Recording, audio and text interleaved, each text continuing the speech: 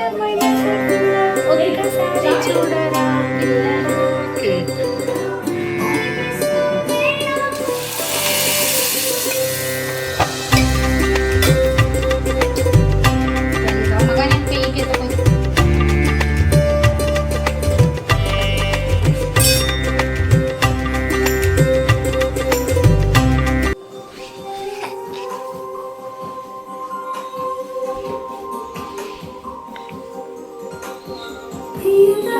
ప్రియతమా తెలిన హృదయమే సరిగమా Chilipili కలవరే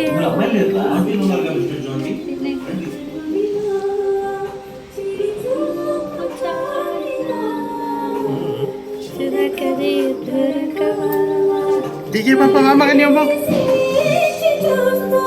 hello mummy video దొరకనే దొరకవా ఇష్టమైన సకుడా ఒక్కసారి చూడరా పిల్లరా చక్కనైన చుక్కరా నిన్ను కోరుకుందిరా పిల్లరా. ಗುಡ್ ಮಾರ್ನಿಂಗ್, ನಮಸ್ಕಾರ ಎಲ್ಲರೂ ಹೇಗಿದ್ದೀರಾ? ಎಲ್ಲರೂ ಚೆನ್ನಾಗಿದ್ದೀರಾ ಅನ್ಕೊತಿದ್ದೀನಿ. ನಾವು ಚೆನ್ನಾಗಿದ್ದೀವಿ. ನಾನು ಬೆಳಗ್ಗೆ ಎದ್ದು ಲಾಗ್ ಸ್ಟಾರ್ಟ್ ಆಗಿರೋದೇ ಸಾಂಗಿಂದ. ನನಗೆ ಸಾಂಗ್ ಅಂದರೆ ತುಂಬ ಇಷ್ಟ. ಅದು ಹಿಂದಿನೇ ಆಗಿರಲಿ, ಕನ್ನಡನೇ ಆಗಿರಲಿ, ತೆಲುಗುನೇ ಆಗಿರಲಿ. ಅದರಲ್ಲಿ ಇದು ಸಮಂತ ಸಾಂಗ್ ಮಾತ್ರ ನನ್ನ ಫೇವ್ರೇಟು. ಆ ಸಾಂಗ್ನ ಕೇಳಿ ಎದ್ದ ತಕ್ಷಣ ಅವ್ರು ಬೆಳಗ್ಗೆ ಬೇಗ ಆಫೀಸಿಗೆ ಹೋಗ್ಬೇಕಾಗಿತ್ತು. ನಾನು ಜಸ್ಟ್ ಫ್ರೆಶ್ ಅಪ್ ಆಗಿ ಸಾರು ಮಾಡೋಕ್ಕೆ ಇಟ್ಬಿಡೋಣ ಅಂಥೇಳಿ ಎಲ್ಲ ವೆಜಿಟೇಬಲ್ಸ್ನ ಚಾಪ್ ಮಾಡ್ತಿದ್ದೆ. ನಾನೇನು ಮಾಡ್ತೀನಿ, ಅರ್ಜೆಂಟಲ್ಲಿ ಮಾಡಬೇಕು ಅಂದರೆ ಎಲ್ಲ ವೆಜಿಟೇಬಲ್ಸ್ನ ಸಾಂಬಾರಲ್ಲಿ ಹಾಕಿಬಿಟ್ಟು ಒಂದು 3-4 ವಿಸಿಲ್ನ ಕೊಟ್ಬಿಡ್ತೀನಿ. ಆಮೇಲೇನೆಲ್ಲ ಜಸ್ಟ್ ಒಂದು ತಡ್ಕ ಕೊಟ್ಬಿಟ್ರೆ ಆಯಿತು. ಸಿಂಪಲ್ಲಾಗಿ ತುಂಬ ಟೇಸ್ಟಿಯಾಗಿ ರೆಡಿ ಆಗುತ್ತೆ ಮತ್ತು ಫ್ಲೇವರ್ಫುಲ್ಲು ಇರುತ್ತೆ. ಮತ್ತು ವೆಜಿಟೇಬಲ್ಸ್ ಹಾಕಿರೋದ್ರಿಂದ ನಮ್ಮ ಹರ್ಷನೂ ತಿಂತಾನೆ, ಹೆಲ್ದಿ ಆಗಿರುತ್ತೆ ಅಂಥೇಳಿ ಬೆಳಿಗ್ಗೆ ಎದ್ದು ಒಂದು ಸ್ವಲ್ಪ ಯೂಶ್ವಲಿ ಟೀನ ಅವಾಯ್ಡ್ ಮಾಡ್ತಾಯಿದ್ವಿ. ಊರಿಗೆ ಹೋಗಿ ಬಂದಾಗಿಂದ ಟೀ ಕುಡಿಯೋ ಹ್ಯಾಬಿಟ್ಟು ತುಂಬ ಆಗಿದೆ. ಏನೋ ಗೊತ್ತಿಲ್ಲ, ಊರಿಗೆ ಹೋದರೆ ಟೀ ಕುಡಿಯೋ ಹ್ಯಾಬಿಟ್ ಆಟೋಮೆಟಿಕ್ಕಾಗಿ ಬಂದುಬಿಡುತ್ತೆ. ಹಂಗಾಗಿ ಪಪಾಯನ ಕಟ್ ಮಾಡಿ ಬೆಳಗ್ಗೆ ಎದ್ದು ಪಪಾಯ ತಿನ್ನೋಣ ಅಂಥೇಳಿ ಪಪಾಯನ ರೆಡಿ ಮಾಡಿದೆ. ಓನ್ಲಿ ಅನ್ನ ಸಾರು ಅಷ್ಟೇ ಚೆನ್ನಾಗಿ ಅನಿಸಲ್ಲ, ಟೇಸ್ಟಿಗೆ ಏನಾದರೂ ಬೇಕು ಅಂಥೇಳಿ ಕಾರ್ನು ಸಹ ಅದನ್ನ ತೆಗೆದು ಬಾಯ್ಲ್ ಮಾಡಿ ಚೀಸ್ ಕಾರ್ನ್ ಮಾಡ್ತಾರಲ್ವ ಆ ಥರ ಮಾಡೋಣ. ಅದಕ್ಕೆ ಚೀಸೆಲ್ಲ ಹಾಕಿ ಒಂದು ಸ್ವಲ್ಪ ಫ್ರೈ ಮಾಡಿದರೆ ಬಟರಲ್ಲಿ ತುಂಬ ಟೇಸ್ಟಿಯಾಗಿರುತ್ತೆ. ರೈಸ್ ಕಾಂಬಿನೇಷನಿಗೂ ತುಂಬ ಸಖತ್ತಾಗಿರುತ್ತೆ. ಈ ಕಡೆ ಸಾಂಬಾರು ರೆಡಿ ಆಗಿಬಿಡ್ತು. ಅದಕ್ಕೆ ಏನಿಲ್ಲ, ಜಸ್ಟ್ ಏನಾದರೂ ಸಾಂಬಾರು ಮಸಾಲ ಅದು ಹಾಕಬೇಕು ಅಂದರೆ ಹಾಕ್ಕೊಳ್ಳಿ. ನಾನು ಜಾಸ್ತಿ ಮಸಾಲಾಸು ಯೂಸ್ ಮಾಡೋಕ್ಕೆ ಹೋಗೋಲ್ಲ. ಆಲ್ರೆಡಿ ವೆಜಿಟೇಬಲ್ಸ್ ಹಾಕೋದ್ರಿಂದ ಫ್ಲೇವರ್ ಆಗೇ ಇರುತ್ತೆ. ಆನಿಯನ್ಸ್ ಮಾತ್ರ ನಮ್ಮ ಹರ್ಷಗೆ ತುಂಬ ಇಷ್ಟ. ರೌಂಡ್ ಆಗಿ ಕಟ್ ಮಾಡಿ ಆನಿಯನ್ಸ್ನ ಹಾಕ್ತೀನಿ. ಆ ಥರ ಹಾಕಿ ತಡ್ಕ ಕೊಟ್ಟರೆ ಮುಗೀತು. ಸಾರು ಮಾತ್ರ ಸಖತ್ತಾಗಿರೋದು ರೆಡಿ ಆಗುತ್ತೆ. ಈ ಕಡೆ ರೈಸಿಗೂ ಇಟ್ಬಿಟ್ಟೆ, ಮತ್ತು ರೈಸ್ ಮಾಡೋಕ್ಕೆ ಈ ಕಡೆ ಕಾರ್ನ ರೆಡಿ ಮಾಡ್ತಿದ್ದೆ. ಅವ್ರು ಊಟ ಮಾಡಿಕೊಂಡು ಅವ್ರು ಆಫೀಸಿಗೆ ಹೋಗಿಬಿಡ್ತರು. ಆಮೇಲೆ ನಾನು ಹರ್ಷಗೆ ಊಟ ಮಾಡಿಸ್ತಿದ್ದೆ.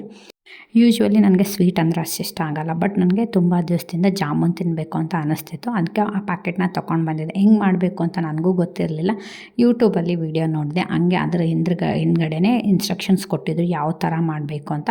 ಅದೇ ಪ್ರೊಸೀಜರ್ನ ಫಾಲೋ ಮಾಡಿ ಫಸ್ಟ್ ಒಂದು ಪಾತ್ರೆಯಲ್ಲಿ ಇದು ಏನಂತಾರೆ ಅದು ಸಿರಪ್ ಮಾಡೋಕ್ಕೆ ಇಟ್ಬಿಟ್ಟೆ. ಶುಗರು ಮತ್ತು ವಾಟರು, ಒಂದು ಸ್ವಲ್ಪ ಇಲೈಚಿ ಪೌಡರ್ನ ಹಾಕಿ ಅದನ್ನ ಚೆನ್ನಾಗಿ ಬಾಯ್ಲ್ ಹಾಕಿಬಿಟ್ಟೆ.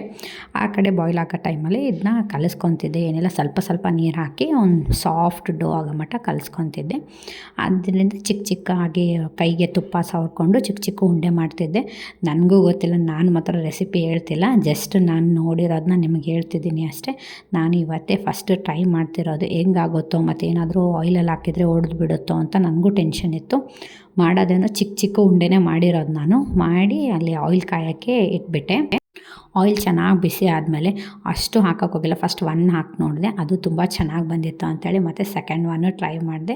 ಹಂಗೆ ಮಾಡ್ತಾ ಎಲ್ಲವನ್ನೂ ಫ್ರೈ ಮಾಡಿದೆ. ನನಗೆ ಮಾತ್ರ ಆ ಕಲರ್ ನೋಡಿ ತುಂಬ ಖುಷಿ ಆಗ್ತಿತ್ತು. ಅಯ್ಯೋ ಚೆನ್ನಾಗಿದೆ, ಆಯಿಲಲ್ಲಿ ಹಾಕಿದ್ರೂ ಏನೂ ಆಗ್ತಿಲ್ಲ. ಇಲ್ಲಾಂದರೆ ನಾನು ಅಂದ್ಕೊಂಡ್ಬಿಟ್ಟಿದೆ ಇವನ್ನೇನಾದರೂ ಆಯಿಲಲ್ಲಿ ಹೊಡೆದ್ಬಿಟ್ರೆ ಮುಗ್ದೇ ಹೋಯಿತು, ನನ್ನ ಗುಲಾಬ್ ಜಾಮೂನೆಲ್ಲ ವೇಸ್ಟ್ ಆಗಿಬಿಡುತ್ತೆ ಅಂಥೇಳಿ. ಬಟ್ ಆ ಥರ ಏನೂ ಆಗಲಿಲ್ಲ. ನೋಡ್ಬೋದು ಈ ಕಡೆ ಸಿರಪು ಚೆನ್ನಾಗಿ ಬಾಯ್ಲ್ ಆಗ್ತಿದೆ.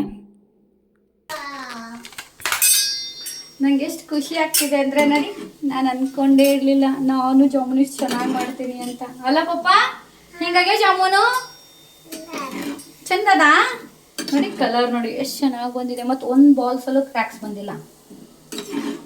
ಫಸ್ಟ್ ಟೈಮ್ ಟ್ರೈ ಮಾಡಿರೋದು. ಎಷ್ಟು ಚೆನ್ನಾಗಿ ಅನ್ನಿಸ್ತಿದೆ ಗೊತ್ತಾ? ನಮ್ಮ ಹಸ್ಬೆಂಡ್ ನೋಡಿದರೆ ತುಂಬ ಖುಷಿ ಆಗ್ತಾರೆ.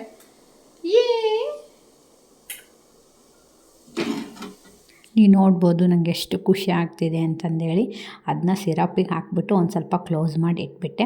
ಆಮೇಲೆ ನೋಡಿದರೆ ಸಾಫ್ಟಾಗಿ ಒಂಚೂರು ಗಂಟಿರಲಿಲ್ಲ ಗೊತ್ತಾ, ಅಷ್ಟು ಟೇಸ್ಟಿಯಾಗಿ ಬಂದಿದ್ದು. ನನಗೆ ನಂಬೋಕ್ಕಾಗಿಲ್ಲ, ನನ್ನ ಕೈಯಾರೆ ಇಷ್ಟು ಚೆನ್ನಾಗಿ ಜಾಮೂನ್ ಮಾಡಿದ್ದೆ ಅಂತಂದೇಳಿ. ನಿಮಗೆ ಯಾರಿಗಾದರೂ ನಾನು ತಿನ್ನೋದು ನೋಡಿ ನಿಮಗೂ ತಿನ್ನಬೇಕು ಅನ್ಸೆ ನೀವು ಮನೇಲಿ ಟ್ರೈ ಮಾಡಿ. Thank you for watching all of you. Bye bye.